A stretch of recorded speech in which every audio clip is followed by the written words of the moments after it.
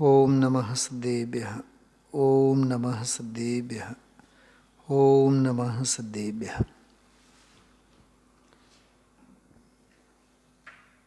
प्रमाद प्रकाश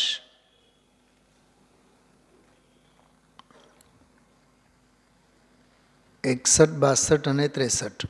63મી ગાથા આવતીકાલે પૂજ્ય ગુરુદેવશ્રીના પ્રવચનમાં આવશે. પણ આજે આપણે સૌથી પહેલાં 63મી ગાથાની જ 2-5 મિનિટ ચર્ચા કરીએ. એટલે 61મી અને 62મી બંને ગાથાઓ આપણને ઓર વિશેષ રૂપે સમજવામાં ઉપયોગી થશે.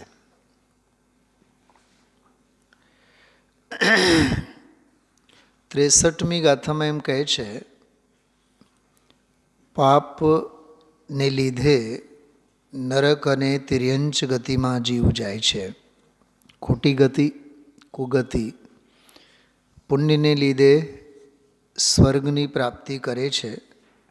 અને બહુ ધ્યાનથી સાંભળજો, મિશ્ર એટલે પાપ અને પુણ્ય બેઉના મિશ્રણની લીધે, ભેગા હોવાને લીધે મનુષ્ય ગતિની પ્રાપ્તિ થાય છે. શું સમજાણું? નરક, તિર્યંચ, દેવ અને મનુષ્ય ચારે ગતિઓ થઈ ગઈ. હવે એક બીજી વાત આમાં બહુ માર્મિક આવી. અને પાપ અને પુણ્ય બે કર્મોની જ વાત ચાલે છે ને આમાં. પાપને લીધે નરક અને તિર્યંચ, પુણ્યને લીધે મનુષ્ય, પુણ્યને લીધે દેવ. અને પુણ્ય અને પાપ બેઉના મિશ્રણ ભેગા થવાથી મનુષ્ય ગતિ. ખ્યાલમાં આવ્યું? અને આ પુણ્ય અને પાપ બેઉના ક્ષય કરવાથી નિર્વાણની પ્રાપ્તિ થાય છે. શું સમજાણું? ચાર ગતિઓ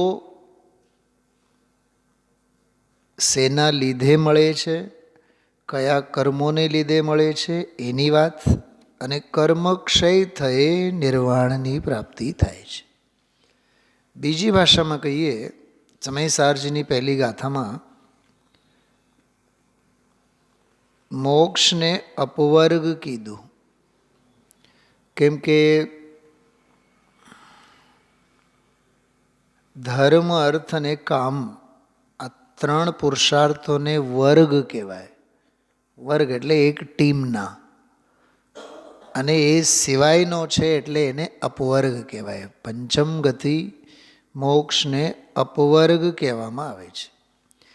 હજી સરળ શબ્દોમાં કહીએ, જેમ કે આપણે કહીએ ને કે first class, second class, third class, fourth class, fifth class. કહે છે કે મોક્ષ તો fifth class, fourth class, third કે સેકન્ડ કે ફર્સ્ટ, આ બધા ક્લાસથી પાર છે. શું ધનજીભાઈ? હા, આજે મને આ પદ્ધતિ પરંપરા સાથે કમલેશભાઈ 30 વર્ષ થયા, 35 વર્ષ થયા વ્યાખ્યાન કરતાં કરતાં. એક બેન જે ઘણીવાર સ્વાધ્યાયમાં જોડાયેલા હોય છે, એના વાવડ મને મળ્યા. એ બેન એમ કહે છે, પંડિતજીને ફલાના ભાઈ પાસેથી પ્રવચન કેમ કરાય એ શીખવું જોઈએ. તને અક્કલ નથી? જે માણસ 30 વર્ષથી આમાં કૂચે મરતા હોય, એને તમે કહેશો કે કોની પાસેથી મારે શીખાય? પોઈન્ટ સમજાય છે હું શું કહું છું? હું એ કોઈ મને કઠેલી વાત છે કે દિલ દુભાયેલી વાત છે એમ નથી કહેતો. હું દૃષ્ટાંતની વાત કરું છું. તમે ગમે તેની સાથે સરખાવો ને, અમે સરખામણીમાં જ ન આવીએ એમ કહું છું. અમે સરખામણીથી પાર છીએ. મને આ વાત બહુ વર્ષો પહેલાં જ્યારે અમે અલંકાર ભણતા ત્યારે એક અલંકાર, કાકા તમે આમ બેસો, ડોક બેસી હશે તમારું, કમલેશભાઈની ઉપાધિ થશે તો એક અલંકાર આવે કમલેશભાઈ, અનન્વય અલંકાર. મને એ બધા અલંકારોમાં ધી બેસ્ટ, મને તો એ સમયસારની ગાથા જેવી લાગે. કે અનઅન્વય, અન્વય એટલે સમાન, કે એના જેવો કોઈ બીજો હોય જ નહીં, એની સરખામણીવાળો કોઈ હોય જ નહીં. ઓલું ગુજરાતી લોક ગીતની ભાષામાં કહીએ, જનનીની જોડ સખી નહીં જડે રે લોલ. એ જોડ જડે જ નહીં. અમે બેજોડ છીએ રાજુભાઈ. તમે અમારી સરખામણી કરો જ માં, સરખામણી કરીને તમે તમારા ઉપયોગને બગાડોમાં અને મફતનો પાપ કમાઓમાં. 62 નંબરની ગાથાની ભાષામાં સમજી ભાઈ, 62 નંબરની ગાથા મિથ્યા દ્રષ્ટિના પાપની પરાકાષ્ઠા બતાવે છે અને 61મી ગાથા સમ્યક દ્રષ્ટિ જ્ઞાનીની પુણ્યની ચરમસીમાને બતાવે છે. 61મી ગાથા ભક્તિ ભાવને બતાવે છે. અને કમલેશભાઈ જે હમણાં તમે જોરદાર શબ્દ બોલ્યા, 62મી ગાથા અવર્ણવાદની પરાકાષ્ઠાને બતાવે છે. ભક્તિ ભાવે સ્વર્ગાદિકને મેળવનાર સમ્યક દૃષ્ટિના ગીત ગાયા છે 61મી ગાથામાં. અને અવર્ણવાદ અને વિરાધનાના દોષો દેખાડીને મિથ્યા દ્રષ્ટિ કેવી રીતે નરક નિગોદ આદિકમાં ભમે છે એનું ચિત્ર ખેંચ્યું છે 62મી ગાથામાં. અને 63મી ગાથા એ બેઉ ગાથાઓનો સરવાળો છે. પાપ કરે નરક તિર્યંચ છે, પુણ્ય કરે સ્વર્ગ છે, બેઉ કરે મનુષ્ય છે, અને આ બેઉ ન કરે તો મોક્ષ નક્કી છે.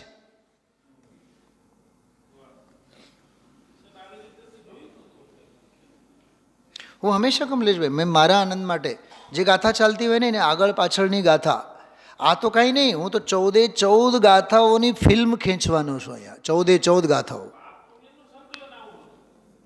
આવું કોઈ દિવસ ક્યાંય નથી. કાલ મેં સવારે એક વાત કરી હતી, સમયસાર ગ્રંથમાં પુણ્ય પાપ એકત્વ દ્વાર,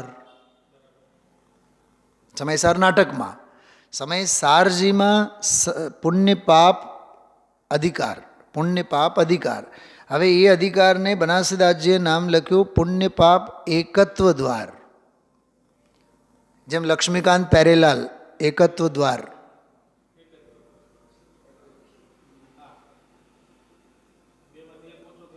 તાનારીરી એકત્વ દ્વાર.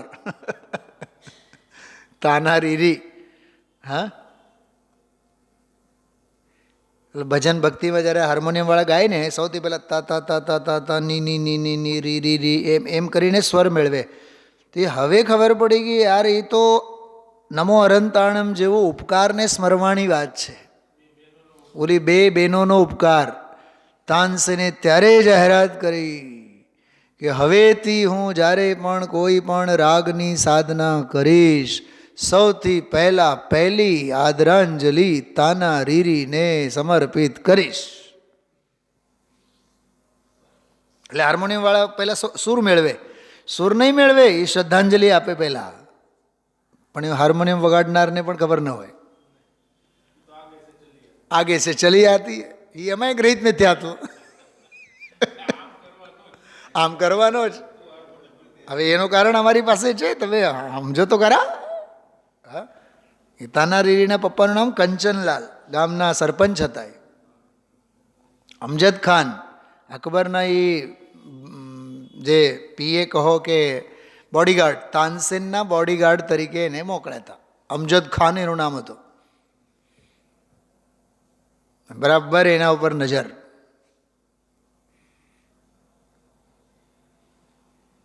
કંચનલાલ આવ્યા, ગુજરાતની નર્મદા કિનારાની જ ઘટના છે.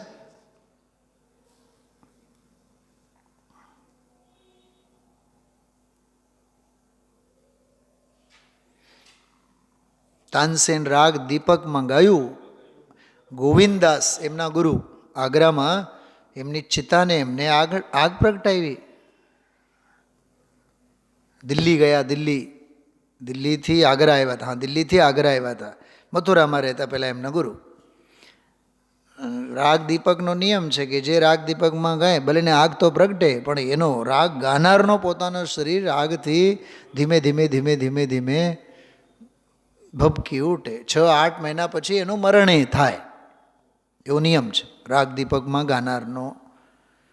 હવે એનો ઉપાય શું? કે ઉપાય તો કોઈ છે જ નહીં, કેમ કે એ રાગ મલ્હારમાં ગાનાર તે કાળે કોઈ છે જ નહીં. જો દીપકની સામે રાગ મલ્હાર. રાગ મલ્હારમાં જ કોઈ ગાવો જોઈએ. એમાં પછી ધોધમાર વરસાદ પડે એ વરસતા વરસાદમાં એને નાહવાનું, તો જ ઓલો રાગ દીપક ઠરે, લાગેલી આગ ઠરે. એવું જ છે કમલેશભાઈ. હમણાં હું ગુરુદેવશ્રીનું પ્રવચન પુરુષાર્થભાઈ સાંભળતો હતો.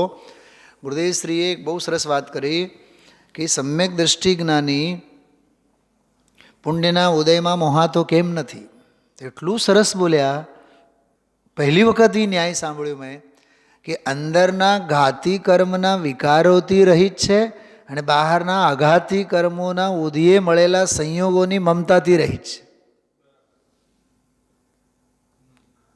બોલો, વિકાર તો ઘાતી કર્મનું કામ છે. તો અંદરના ઘાતી કર્મોના વિકારથી રહિત એટલે મોહાવાનો પ્રશ્ન નથી.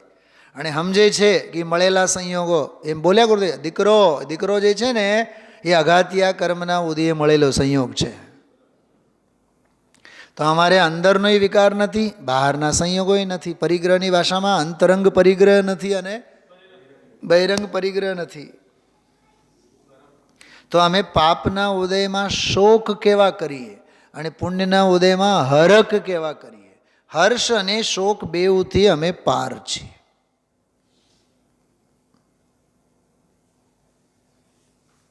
સમ્યક દ્રષ્ટિ વૈરાગી હોય ને, 136મો કળશ. સમ્યક દ્રષ્ટેર ભવતી નિયતમ જ્ઞાન વૈરાગ્ય શક્તિ. જ્ઞાનમયી વૈરાગ્ય શક્તિ છે. તો સાંભળજો, પુણ્યના ભાવ રાગ ભાવ છે કે નહીં? તો એ પુણ્યના ભાવ જે રાગ ભાવ છે, અરે પંચકલ્યાણકો ઉજવવાના ભાવ રાગ ભાવ છે કે નહીં? સમ્યક દ્રષ્ટિને જ છે. એ રાગ ભાવથી પણ જ્ઞાની વિરક્ત છે કે નહીં? રાગ તો છે પણ રાગથી વિરક્ત છે કે નહીં? શું કમલેશભાઈ, ન્યાય શું સમજાય છે? સમ્યક દ્રષ્ટિને પંચકલ્યાણકો ઉજવવાના ભાવ છે કે નહીં? છે. તો એ શું છે? રાગ. તો રાગના કાળે પણ એ રાગના ભાવથી વિરક્ત છે કે નહીં? એનું નામ છે, એનું ભેદ જ્ઞાન વૈરાગ્ય શક્તિ વાળો છે. એને ખબર છે કે આ રાગ છે. ફોડલા છે, આ બધા ફોડકા છે, અને આ ફોડકા સ્વર્ગમાં જઈને ફૂટશે. શું કીધું? આ ફોડકા સ્વર્ગમાં જઈને ફૂટશે, ગ્રેવેકમાં જઈને ફૂટશે, ભોગ ભૂમિમાં જઈને ફૂટશે. ફૂટ્યા બાદ એમાંથી જે કાંઈ રસી નીકળે એ એની પીડા સહન કર્યા વિના છૂટકો નથી. શું કહું છું? આ શું ભાભીશ્રી ખ્યાલમાં આવે છે? શું શેના માટે મેં ફોડકાનો દાખલો આપ્યો? સમ્યક પુણ્ય, ખરેખર તો વાત એવી છે, પુણ્યના સાચા ભાગીદાર તો જ્ઞાની છે. પણ એ જ્ઞાની સમજે છે આ પુણ્ય તો ફોડલા છે અને આ ફોડલા ફૂટ્યા વિના રહેવાના નથી. છે ને ગજબની વાત? એ જ સવારે મેં એ જ શબ્દોમાં કીધું હતું, પુણ્યશાલી જ એને કહેવાય. પુણ્યના ઢગલા હોય તો એ પરમાણુ પ્રત્યેનો પ્રેમ ન હોય, એનું નામ પુણ્યશાળી. પુણ્યનો બીજો એક અર્થ થાય છે પવિત્રતા. તો પુણ્યશાલી એટલે પવિત્રતાનો જ જેનો સ્વભાવ છે. શાલી એટલે સ્વભાવ, શીલ, શીલ શબ્દથી શાલી શબ્દ બને. તો પવિત્ર જ બની રહેવું એ એનો સ્વભાવ. ગુરુદેવશ્રીની ભાષામાં સુખિયા સ્વભાવ, એ સુખીઓ સ્વભાવ, આનંદમાં રહેવું, આનંદી સ્વભાવ. અને આનંદી સ્વભાવમાં રહેવું એ એમની શોભા. હમણાં એક 20 મિનિટના ક્લિપમાં 4-6 દિવસ લગભગ 34મો કળશ છે મોક્ષાર્થી પરિવાર ઉપર. 34મો કળશ, એના ઉપરનો બીજો કે ત્રીજો જ પ્રવચન છે એમાં. એટલે 20 મિનિટનો ત્રીજો કટકો કે બીજો કટકો. એમાં આ વાત ગુરુદેવશ્રી 10 વખત શબ્દ બોલ્યા હશે. વિરક્ત રહેવું એ જ્ઞાનીની શોભા છે. જ્ઞાન ભાવે વર્તવું એ જ્ઞાનીની શોભા છે. એમ પુણ્યશાલી એટલે પવિત્રતા સ્વભાવ, પવિત્ર સ્વભાવને ટકાવી રાખવાનો સ્વભાવ. જો સીતાજી જ્યાં જાય ત્યાં રામને સ્મરવાનો સ્વભાવ. રાવણ જ્યાં જાય ત્યાં માથાકૂટ ઊભા કરવાનો સ્વભાવ.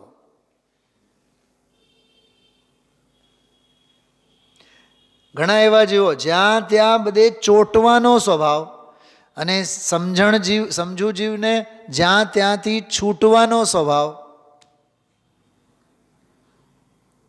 એટલે સવારે શબ્દ આવ્યો હતો અનિહિત વૃત્તિ. ગજબનો શબ્દ છે, અનિહિત વૃત્તિ. વૃત્તિ એટલે અભિપ્રાય, શ્રદ્ધાનું વલણ. અનિહિત, નિહિત એટલે નાખેલું, મુકાયેલું. એટલે નહીં, જેની નજર છે જ નહીં, જેનું વલણ છે જ નહીં. શું રજુભાઈ, શું સાંભળો છો? આ શબ્દે શબ્દને માણવા જેવું છે. આ સવારના સ્વાધ્યાયનો શબ્દ છે, અનિહિત વૃત્તિ. 62મી ગાથામાં આવેલો શબ્દ છે. 61મી ગાથામાં અનિહિત વૃત્તિ. ઢગલા હોય પુણ્યના, પણ અમારી નજર ત્યાં છે નહીં, અમને એમાં રસ છે નહીં. ચક્રવર્તી કી સંપદા ઇન્દ્ર સરી કે ભોગ, કાગ વીટ સમગિનત હૈ સમ્યક દૃષ્ટિ લોગ ઇઝ ઇક્વલ ટુ અનિહિત વૃત્તિ. કહે વિચક્ષણ પુરુષ સદા મેં એક હું, અપનો રસસો ભર્યો અનાદિ ટેક હું. મોહ કર્મ મમ નાહી નાહી બ્રહ્મકૂપ હૈ, શુદ્ધ ચેતના સિંધુ હમારો રૂપ હૈ. કેમ? કેમ કે અનિહિત વૃત્તિ. અનિહિત વૃત્તિ એટલે અકિંચન્ય ભાવના, ઉત્તમ આકિંચન્ય. અનિહિત વૃત્તિ ઇઝ ઇક્વલ ટુ ઉત્તમ આકિંચન્ય. પરિશ્રમ પર્વના દિવસોની જરૂર નથી રાજુભાઈ. આ રોજના ગુરુદેવના પ્રવચન સાંભળો તો એમાં પરિશ્રમ પર્વના દિવસો આવી જાય. પણ આપણે તો ટ્રેન્ડમાં માનનારા છીએ ને. જેમ પતંગ 14મી જાન્યુઆરીએ, મકર સંક્રાંતિ, હા, સંક્રાંતિ પછી અતિક્રાંતિ.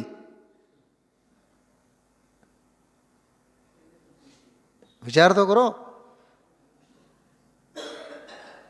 સંક્રાંતિ એટલે સૂરજ દાદાની હવે ચડતી. સંક્રાંતિ સુધી દિવસ ટૂંકા હતા. ટૂંકમાં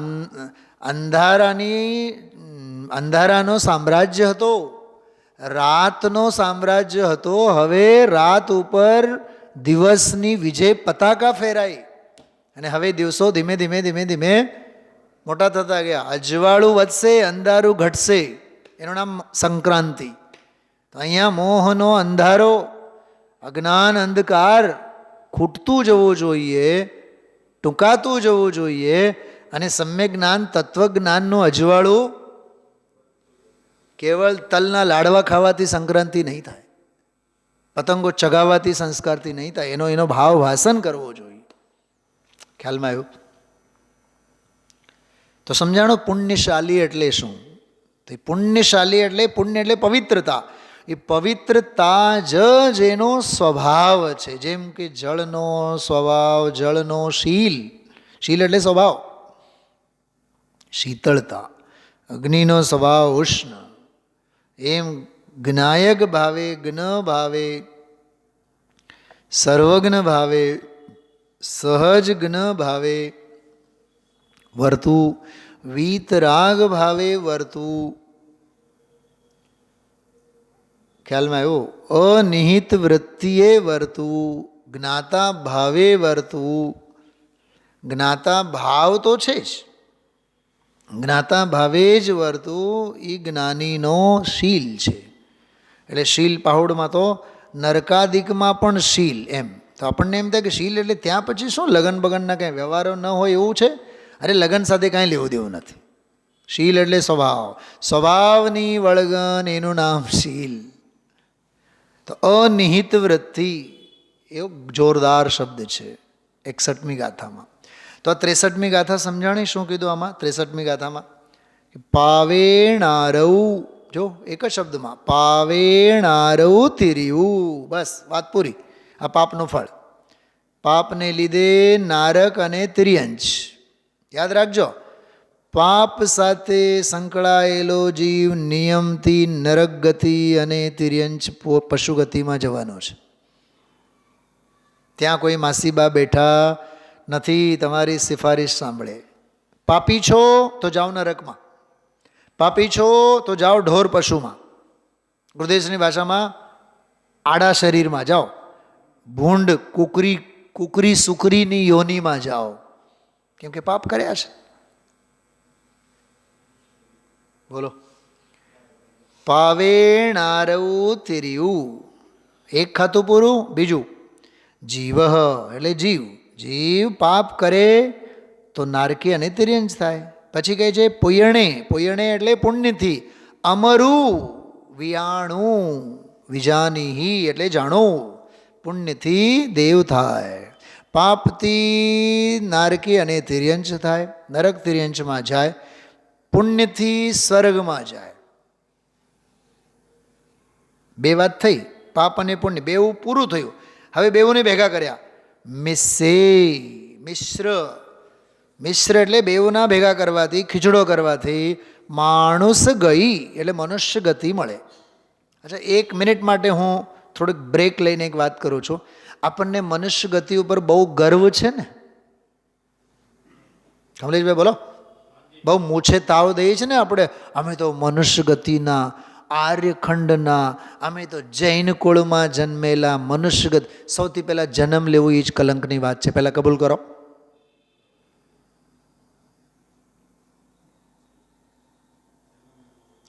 જન્મ લેવો એ જ કલંકની વાત છે. બીજી વાત, મનુષ્ય ગતિમાં આવ્યા એટલે કાં તીર નથી માર્યા. આ ગાથા રાડો પાડીને કહે છે પુણ્ય તો કર્યા જ છે, ભેગા પાપે કર્યા છે. માત્ર પુણ્ય કર્યા હોત તો સ્વર્ગમાં ગયા હોત. છે ને ગજબની વાત. એ ઇનબિલ્ટ ઇન્ગ્રીડિયન્ટ્સ જે આવે એ બધું સમજવાનું તો ખરું જ ને. હા, તો પુણ્ય તો કર્યા જ છે પણ પાપે ભેગા કર્યા છે. કેમ કે મિશ્ર. મિસ્સે માણસ ગઈ એટલે સંયમમાં સંયમ જોવા મળે છે. કેમ કે સ્વર્ગમાં અસંયમ, નરકમાં અસંયમ, અને જરા ક્યાંક સંયમના સંસ્કારો નાખ્યા હોય તો સંયમના ભાવ. મિશ્ર દશા. હજી એક મિશ્ર દશાની વાત કરીએ તો રાગ રંગના ઉત્સવમાં જીવ જોડાઈ જાય ને તો જાણે એવું લાગે આના જેવા રાગી કોઈ છે જ નહીં. શું કીધું?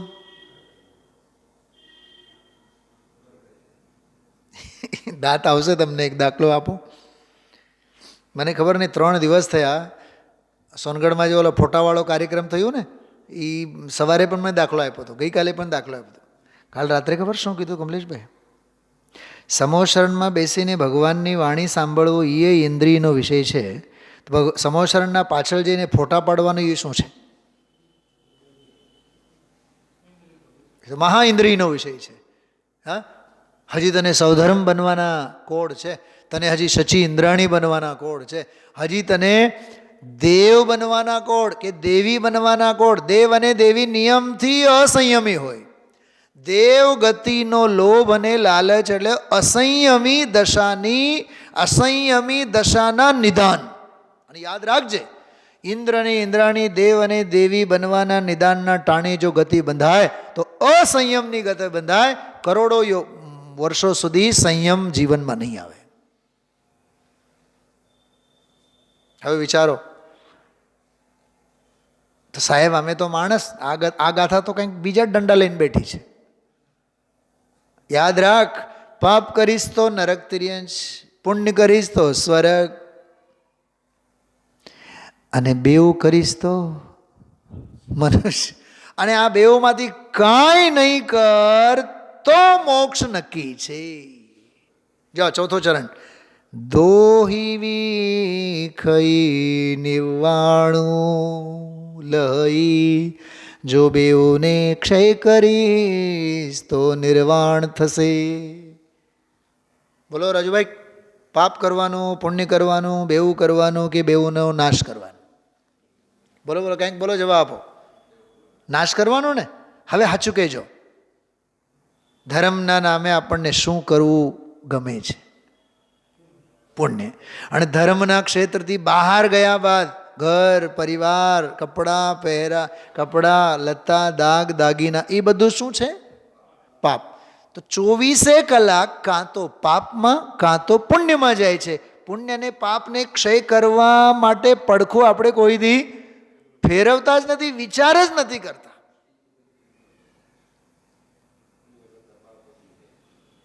ડૉક્ટર વાહિલ સાહેબે એક બહુ સરસ ઉત્તમ આકિંચન્ય ધર્મના નિબંધમાં લખ્યું છે, કોઈ તો ધન ભેગા કરવામાં લાગેલા છે, જોડવામાં. કોઈ તો ધન જોડવામાં લાગેલા છે અને કોઈ તો ધન છોડવામાં લાગેલા છે. ઉત્તમ આકિંચનના સંદર્ભમાં કોઈ તો ધન જોડવામાં લાગેલા છે, કોઈ તો ધન છોડવામાં લાગેલા છે. પણ કોઈ વિચારવા જ તૈયાર નથી કે હું નથી જોડી શકતો અને હું નથી છોડી શકતો. શું છે? શું કીધું? અરે તું બેવથી પાર છે. નથી જોડવાનો તારા હાથમાં, નથી છોડવાનો તારા હાથમાં. જોડે તોય અભિમાન અને છોડે તોય અભિમાન, અને બેવ પરિણામોથી તું પાર છે. કેમ કે ધન સંપત્તિ બાહ્ય પર વસ્તુ તો એમાં તો તારો અધિકાર છે નહીં. જેમાં તારો અધિકાર નથી એમાં જોડવા અને છોડવાના સંકલ્પ વિકલ્પો કરે છે. કેટલી ગજબની વાત છે. એટલે જ ગુરુદેવજી દાખલો આપે છે, 4-4, 6-6 છોકરાઓ હોય, 40-40 લાખના બંગલા હોય અને શેઠ બીજાને સામે ડીંગો હાકે. દીકરાઓ બહુ કર્મી જાગ્યા છે. તો ગુરુદેવ કે હા, કર્મી જ જાગે છે, નરકમાં જવાના કર્મી જ જાગ્યા છે, ધર્મી નથી જાગ્યા. એક છે છોકરો પણ એક કે હજારો, 100 જણાને પહોંચી વળે. હા, 100 જણાને પહોંચી વળે માટે તો સંસારમાં રખડે છે. હા, નથી એને પ્રક્ષાલના ઠેકાણા, નથી પૂજાના ઠેકાણા, નથી મંદિરે આવવાના ઠેકાણા, નથી સ્વાધ્યાયના ઠેકાણા, નથી તત્વ સાંભળવાના ઠેકાણા, તો એ માવતર છાવરે જ. દીકરો તો દેવનો દીધેલો, એ તારો ગ્રહિત મિથ્યા હતો. દેવનો શું દીધેલો? સંયોગોને છાવરીને આપણે આપણા મોહને છાવરીએ છીએ. એ વાત આપણા ધ્યાનમાં હોવું જોઈએ. ખ્યાલમાં આવ્યું? હમણાં બોલ્યા ગુરુદેવ શ્રી પુરુષાશુદ્ધિભાઈના પ્રવચનમાં, ઘાતિયા કર્મને લીધે જે વિકાર છે એ વિભાવ છે. ઘાતિયા કર્મને લીધે જે વિકાર છે એ વિભાવ છે, એનાથી હું જુદો છું. અને અઘાતિયા કર્મને લીધે મળેલા જે છે એ સંયોગો છે, એ સંયોગોથી હું છૂટો છું. સંયોગોથી પાર અને સંયોગી ભાવરૂપી વિભાવોથી પાર. એનું નામ જ્ઞાની. અને પુણ્ય બીજું કાંઈ નથી. પુણ્ય સંયોગ રૂપે પુણ્ય છે, એ સંયોગ છે, નો કર્મ છે. અને પરિણામ રૂપી પુણ્ય છે તો એ સંયોગી ભાવ છે, વિકાર છે. એ ઘાતિયા કર્મનો સાઈડ બાય પ્રોડક્ટ છે. ઘાતિયા કર્મનો બાય પ્રોડક્ટ છે વિકાર. અને ઓલો સંયોગો જે મળે છે, પૈસા વૈસા, એ બધા અઘાતિયા કર્મના બાય પ્રોડક્ટ છે. અને આ બેઉ બાય પ્રોડક્ટથી જ્ઞાની ન્યારા નિરાળા અળગા રહે છે. શું જ ગજબની વાતો છે. એને પુણ્યશાલી કહેવામાં આવે છે. શું શું કેવું? આપણે અહીંથી બહાર નીકળ્યા બાદ આ બધું જ ભાપ બની જાય છે. સાચું કહો તો છાતી ઉપર હાથ મૂકીને વિચાર કરો ધનજીભાઈ. હા, દીકરો હમણાં ફોન કરીને કહે ને, બાપુજી તમને બહુ ટાળ વાય એટલે હું હમણાં છે ને ડ્રાઈવરને લઈને તમને ડ્રાઈવરને સાથે મૂકીને હું કાર ગાડી મોકલું છું, તમે બસમાં નહીં આવતા. બોલો, બાપને દીકરા પ્રત્યે કેટલો કેટલો અંદરમાંથી ઉમળકો આવે. દીકરો તો દીકરો, સાહેબ આવા દીકરા તો દીવો લઈને શોધો તોય. તો એને કોક દી તો કહો મંદિરમાં અંદર આવવા માટે. પણ એ વિષય ભોગી, કેમ કે આ બાપુજીને ભોગ સામગ્રીમાં રસ છે ને, એટલે એને જે ભોગ સામગ્રી પૂરી પાડે, ખ્યાલમાં આવ્યું? એ પરંપરા એ છે. બાપુજીને મોહ છે ને. નથી કહેતા ગુરુદેવશ્રી 3-4 દીકરા હોય, બધા ખમ્મા ખમ્મા કરે, બધાએ ખમ્મા ખમ્મા કરે તો બાપુજીને કેવું સારું લાગે.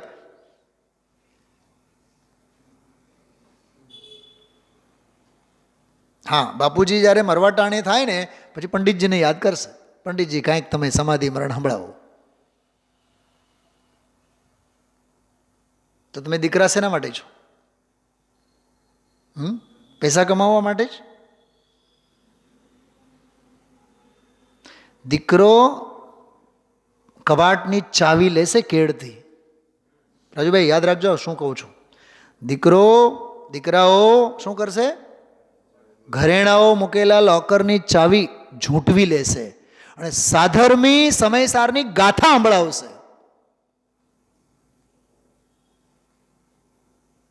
Vote is the proof? છે મારી પાસે પ્રૂફ છે. નિયમસારમાં લખેલું છે, આ જીવિકા માટે મળેલી બધી ધુતારાઓની ટોળી છે.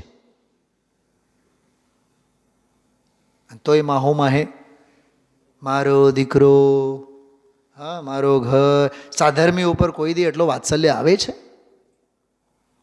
તત્વ ઉપર એવો કોઈ દી વાત્સલ્ય આવે છે? દેવગુરુ ધર્મ ઉપર કોઈ દી વાત્સલ્ય આવે છે? હવે સાંભળજો, આવે છે તો 61મી ગાથાનો એ જ્ઞાની છે. દેવગુરુ અને ધર્મની ભક્તિ, દેવગુરુ ધર્મ પ્રત્યે વાત્સલ્ય ધરાવનારા, પ્રવચન વાત્સલ્યવંત જ્ઞાની હોય. પ્રવચન વાત્સલ્યવંત એટલે દેવગુરુ ધર્મ અને સાધર્મી પ્રત્યે આદર, સન્માન, ભક્તિ ભાવ. અને એ આર્ત ધ્યાન અને રૌદ્ર ધ્યાનથી બચવા માટે. આર્ત ધ્યાન એટલે પાપના ઉદયે થનારી આકુળતા. રૌદ્ર ધ્યાન એટલે પુણ્યના ઉદયે થનારા હરક પદુડાના ભાવ.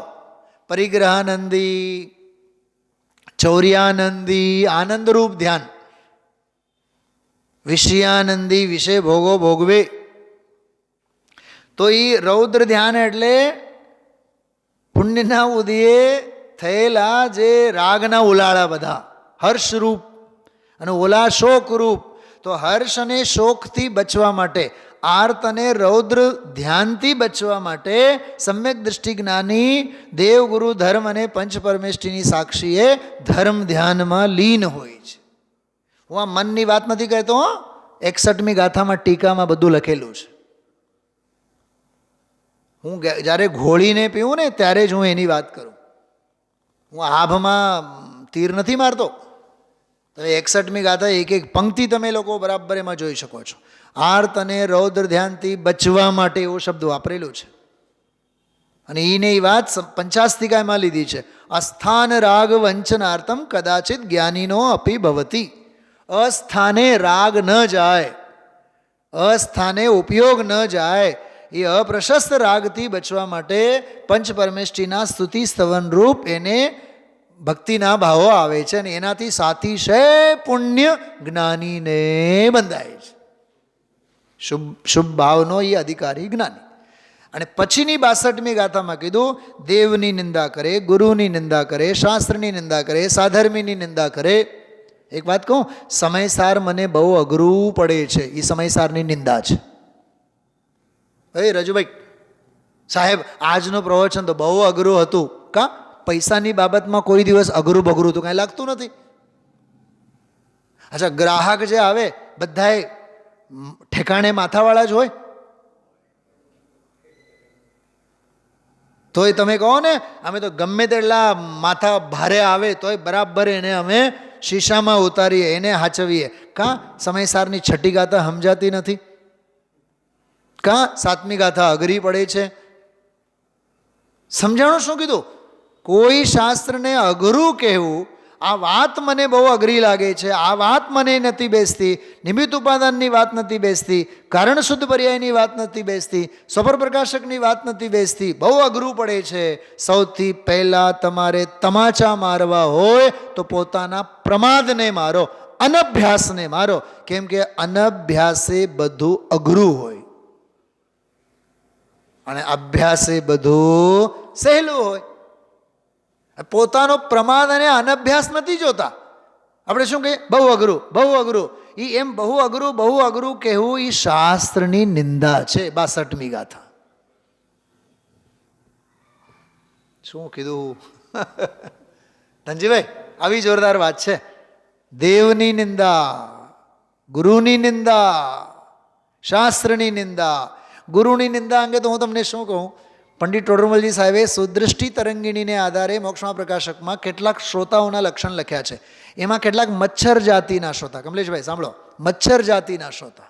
મચ્છર આવે પહેલાં કાન પાસે આવીને ફરે, હા ઘૂમ્યા કરે, અને પછી ભમરડાની જેમ અવાજ કરે, અને અવાજ કરે અને ફટ દઈને બેસીને કરડે. એમ કેટલાય શ્રોતા એવા છે, વક્તાને અગલ બગલમાં આજુબાજુમાં ફર્યા રાખે, એની પાસેથી જ્ઞાન મેળવે, વખાણ કર્યા રાખે અને ફટ દઈને પછી એને કરડે. એને મચ્છર જાતિના શ્રોતા કીધું છે. ચેપ આપે પછી રોગનો. એને મોક્ષમાં પ્રકાશક શ્રોતાનું સ્વરૂપ પહેલો અધ્યાય કાઢીને વાંચો તમે.